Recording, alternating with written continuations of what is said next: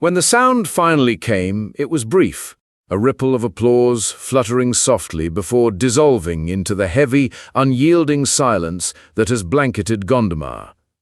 Along its narrow streets, 2 hearses traced a somber path, and dozens of mourners stood motionless, holding their breath in a collective act of grief. This was not the deafening roar of Anfield, but its haunting antithesis, a quiet, aching farewell for a son, husband, and father brought home too soon. The world knows the headlines: Diogo Jota, 28, Liverpool forward and Portuguese international, killed alongside his brother André Silva in a devastating car crash in Spain. But to truly understand the magnitude of this loss, one must look beyond global tributes and into the hushed streets of the town where his journey began. Outside the St. Cosmas Chapel, where his coffin now rests, silence tells a more intimate story than any news alert ever could. A story of a community mourning not just a football star, but one of its own. Football has a cruel way of turning triumph into heartbreak. Barely 2 weeks ago, Jota stood in a church in Porto, marrying his childhood sweetheart, Ruth Cardoso, the woman he once called his greatest blessing. Just last month, he lifted the Nations League trophy with Portugal. He was poised for a fresh start under Arne Slot at Liverpool, ready to lead a new era with the same relentless work ethic that had propelled him from Gondomar's fields to Europe's grandest stages. Jota was not merely at the peak of his career, he was at the pinnacle of his life. That's why this grief feels so personal, even to those who knew him only from the stands. Jota wasn't a flashy superstar.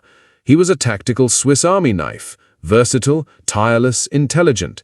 His instinctive pressing, adaptability across the front line, and knack for scoring crucial, often scrappy goals made him a manager's dream and a fan favorite.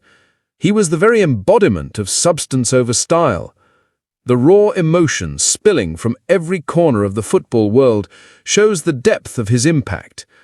To see Jordan Henderson, the epitome of composure, openly weeping at Anfield's memorial, to hear super agent Jorge Mendes, so often the cold negotiator of billion-dollar deals, break down and call Jota an example as a person, is to understand what he meant. Cristiano Ronaldo's stunned message captured the disbelief felt by millions. It doesn't make any sense. The cruelty of the tragedy is sharpened by its cause.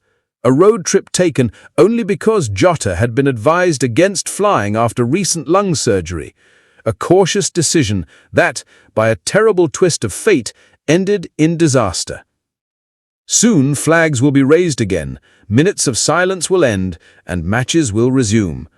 Liverpool and Portugal will have to find a way to fill the void left by a player whose contributions were so often decisive. But here in Gondomar, the void is of another kind entirely.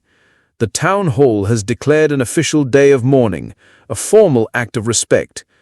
Yet the truest tribute is found in the hushed cafes, the respectful barriers lining the streets, and the shared unspoken grief that hangs in the air.